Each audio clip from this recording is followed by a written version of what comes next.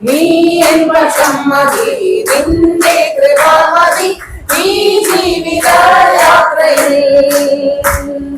നീ എൻ പക്ഷം മതി, നിന്റെ കൃപ മതി ഈ ജീവിത യാത്രയിൽ. നീ എൻ പക്ഷം മതി, നിന്റെ കൃപ മതി ഈ ജീവിത യാത്രയിൽ. കാലത്തും ഉച്ചയ്ക്കും സന്ധിക്കേതു നേരത്തും, കാലത്തും ഉച്ചയ്ക്കും സന്ധിക്കേതു നേരത്തും സങ്കടം ബോധിപ്പിച്ചു ഞാൻ കരഞ്ഞിടുമ്പോൾ, സങ്കടം ബോധിപ്പിച്ചു ഞാൻ കരഞ്ഞിടുമ്പോൾ പ്രാർത്ഥനാശകം ദൈവം കേൾക്കുമോ, യാചനകളെല്ലാം ദൈവം നൽകുമോ. പ്രാർത്ഥനാശകം ദൈവം കേൾക്കുമോ, യാചനകളെല്ലാം ദൈവം നൽകുമോ. നീ എൻ പക്ഷം മതി, നിന്റെ കൃപ മതി ഈ ജീവിത യാത്രയിൽ. നീ എൻ പക്ഷം മതി, നിന്റെ കൃപ മതി ഈ ജീവിത യാത്രയിൽ. വീണ്ടും ഒരു ദിവസം കൂടെ ദൈവവചനം നിങ്ങളുമായിട്ട് പങ്കുവയ്ക്കുവാനായിട്ട് ദൈവം ഒരുക്കി തന്ന എല്ലാ നല്ല അവസരത്തിനായിട്ട് ഞാൻ ദൈവത്തിന് നന്ദി പറയുന്നു. ഇന്നത്തെ ദൈവവചനത്തിൻ്റെ ചിന്തയ്ക്കായിട്ട് എടുത്തിരിക്കുന്ന വേദഭാഗം യിരെമ്യാ പ്രവാചകന്റെ പുസ്തകം 29-ാമത്തെ അധ്യായം അതിൻ്റെ 11-ാമത്തെ വാക്യം. ആ വാക്യം ഇങ്ങനെയാണ് പറയുന്നത്: നിങ്ങൾ പ്രത്യാശിക്കുന്ന ശുഭഭാവി വരുവാൻ തക്കവണ്ണം ഞാൻ നിങ്ങളെക്കുറിച്ച് നിരൂപിക്കുന്ന നിരൂപണങ്ങൾ ഇന്നവ എന്ന് ഞാൻ അറിയുന്നു.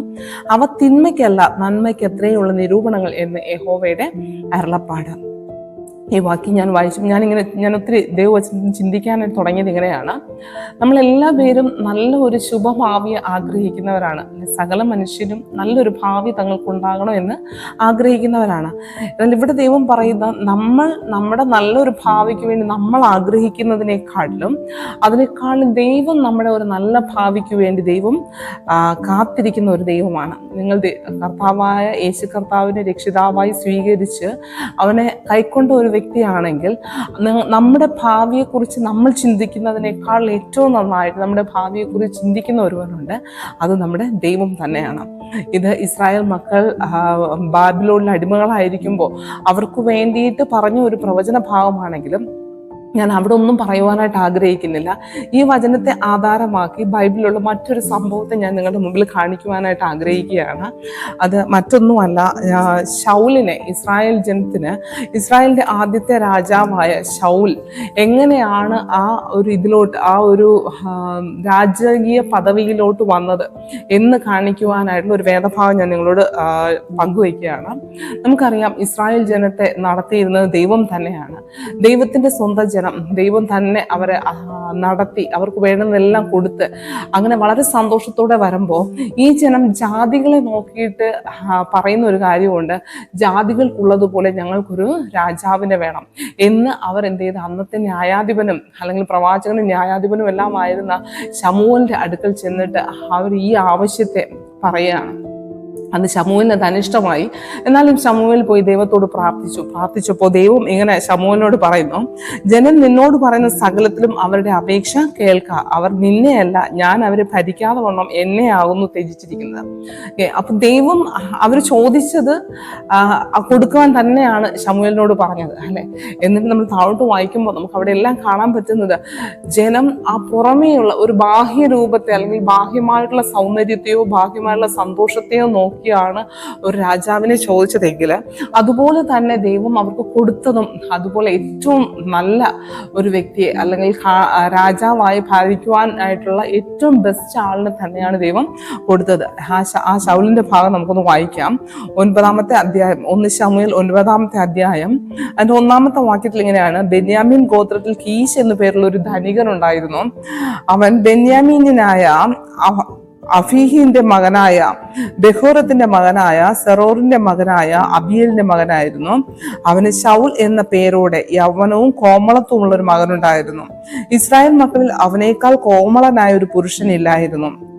അവൻ എല്ലാവരേക്കാളും തോൾ മുതൽ പൊക്കമേറിയവനായിരുന്നു. ശൗലിന്റെ അപ്പനായ കീശിന്റെ കഴുതകൾ കാണാതെ പോയിരുന്നു.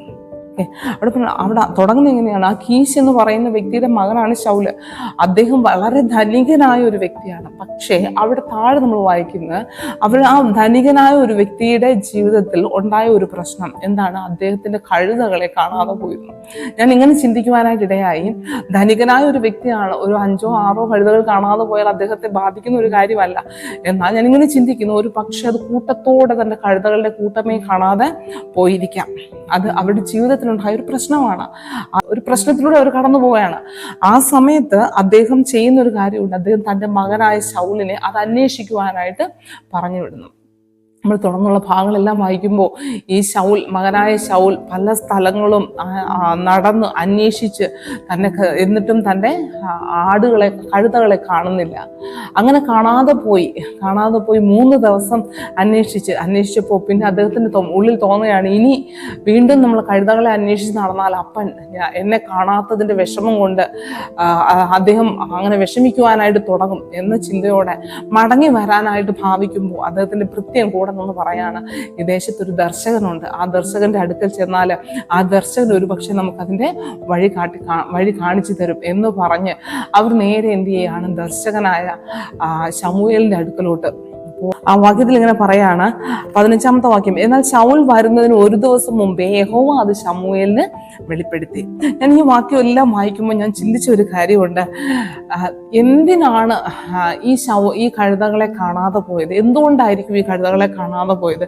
ഞാൻ ഇപ്രകാരം ഇങ്ങനെ ചിന്തിക്കുന്ന, ദൈവം അനുവദിക്കാതെ ഒന്നും നമ്മുടെ ജീവിതത്തിൽ സംഭവിക്കുകയില്ല, അല്ലെ?